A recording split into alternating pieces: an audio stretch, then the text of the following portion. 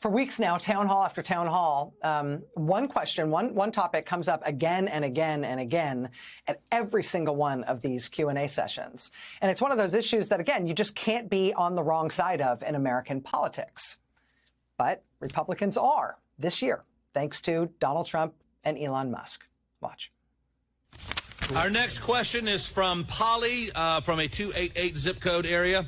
What are you doing to ensure the protection of our Social Security benefits? Yeah. Good question. I really want to know from you, will you protect Social Security in its current form? Next question. What are your plans to cut Social Security?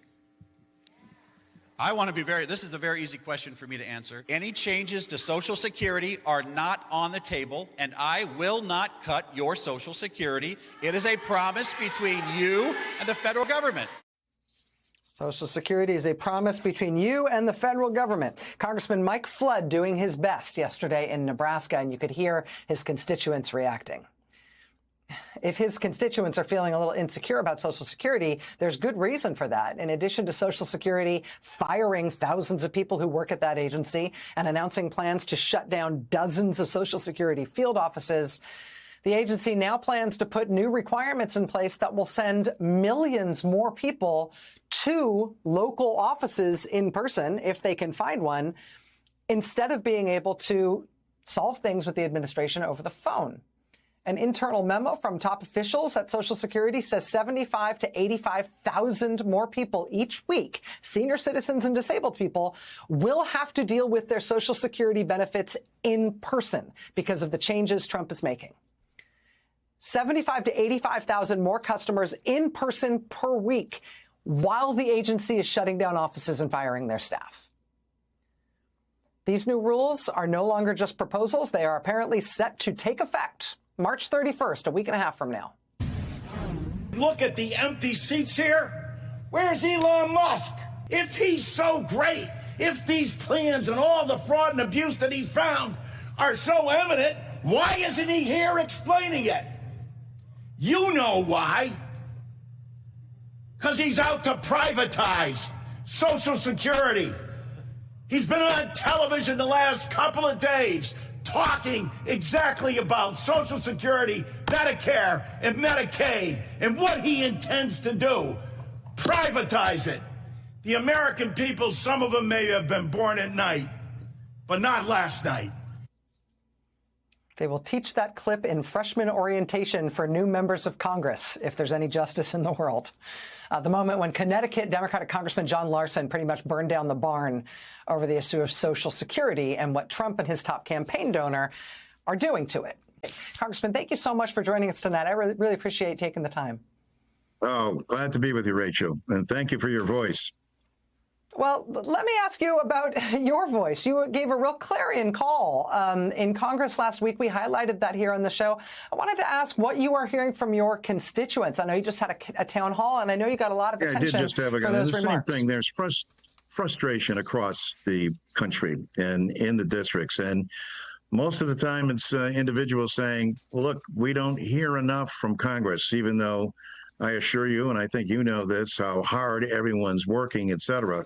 But this particular proposal that they had was a resolution that actually started back in the 1799 and was modified in 1879, which provides a check for the legislative branch on the executive branch.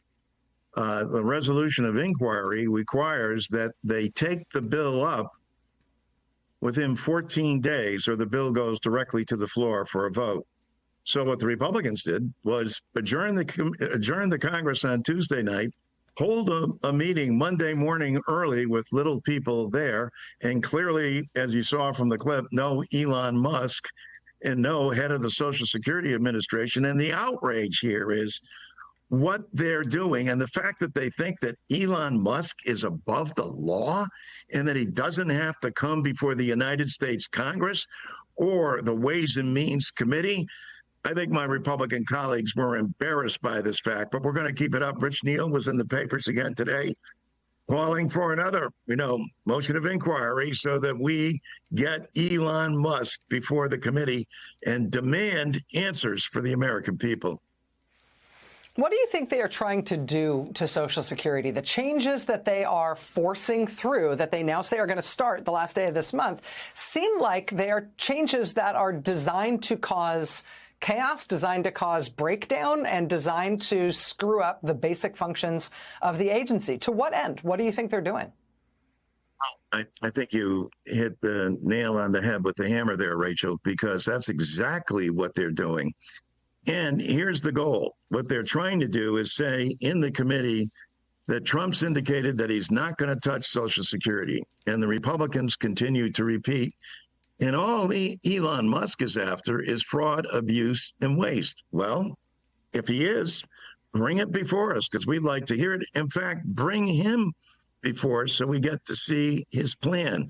But the plan, unlike previous plans to privatize Social Security, is to scuttle the agencies themselves. Social Security already is trim. It has an administrative operating cost of under 1%.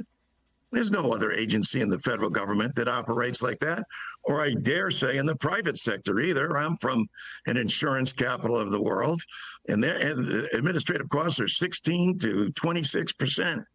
So what they're up to is to scuttle the agency, make it appear that it's not working and not answering people's concerns, and then passing legislation that's unpaid for, draining the Social Security Trust Fund.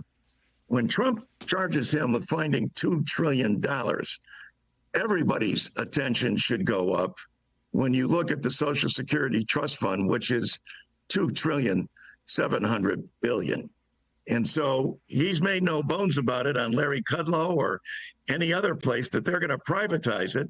And then they deny that in front of the committee and won't bring them in front of the Ways and Means Committee to face the public and to face the questions that Congress has.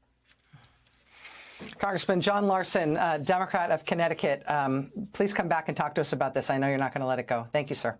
I look forward to it, Rachel. Thank you so much. All right. Of course. We'll be right back.